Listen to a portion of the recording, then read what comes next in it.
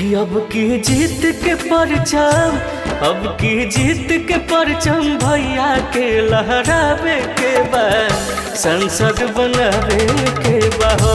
हमरा पवन सिंह भैया के जितावे के बा, संसद बनावे के बा हो।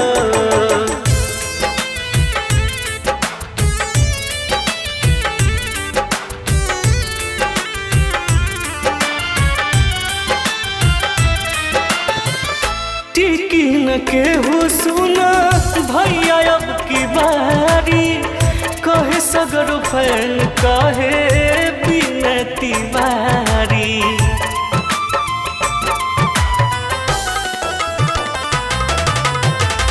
भैया तो हवे लाखों दिल के धड़कन हो, बन भैया संसद बाटे सूर्य